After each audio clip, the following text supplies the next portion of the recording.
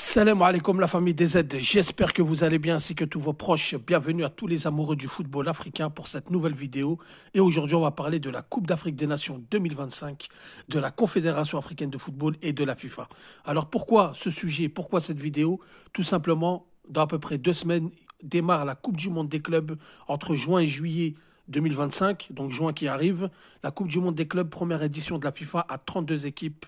4 équipes réparties dans 8 groupes, comme la Coupe du Monde à 32 équipes, et ça aura lieu aux États-Unis. Au même moment, vous avez la Gold Cup CONCACAF, donc la Coupe d'Amérique du Nord des Nations, qui aura lieu aux États-Unis et au Canada. Et on nous a fait croire depuis le début que la Coupe d'Afrique des Nations 2025, qui aura lieu au Maroc du 21 décembre au 6 janvier, on nous a fait croire qu'on l'a placée là parce que l'été, il fallait pas qu'elle s'organise pour pas gêner cette Coupe du Monde des clubs.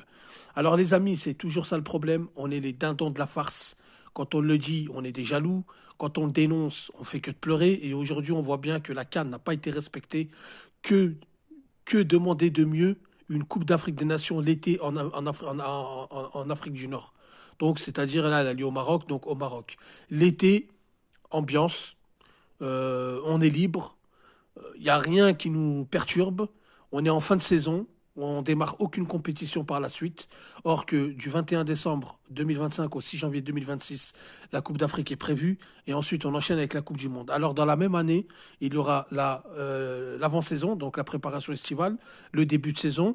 Ensuite, les joueurs n'auront pas de repos, n'auront pas de vacances. Ils vont rejoindre leur sélection pour enchaîner la Coupe d'Afrique des Nations. Ils vont revenir de la Coupe d'Afrique des Nations. Ils vont enchaîner avec leur club. Ils finissent avec leur club. Ils auront à peu près 1 semaine et demie, 2 semaines de repos. Et ils enchaîneront la Coupe du Monde pour ceux qui seront qualifiés. Pour rappel, il y a 9 pays africains qui vont se qualifier sûrs et peut-être un 10e lors des barrages. Donc on nous a fait croire que la CAN, on l'a décalée en hiver parce que il fallait pas déranger la Coupe du Monde des clubs. Moi, je commence à douter. Alors, il y a deux cas de figure, les amis.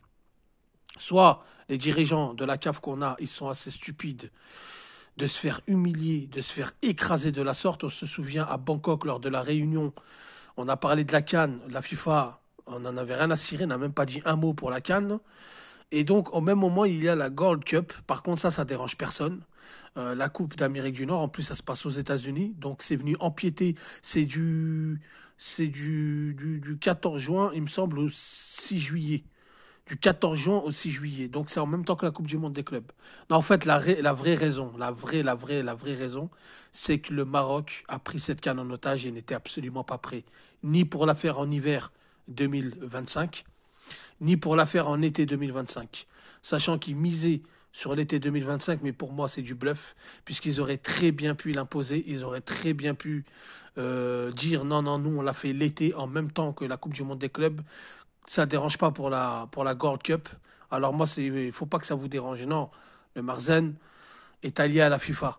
Fawzi Lekdjah est allié à la FIFA, donc il s'est écrasé parce qu'il a des intérêts et c'est parce qu'il n'était pas prêt. Il pouvait pas dire qu'il n'était pas prêt.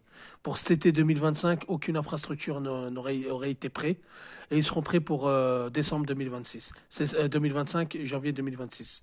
Elle est là la réalité. Donc dans les deux cas de figure, on a des dirigeants à la CAF qui sont complètement perdus à la ramasse. Dès qu'on dénonce, on pleure. Dès qu'on le dit, parce que ça va pas du tout, c'est une canne qui est prise en otage.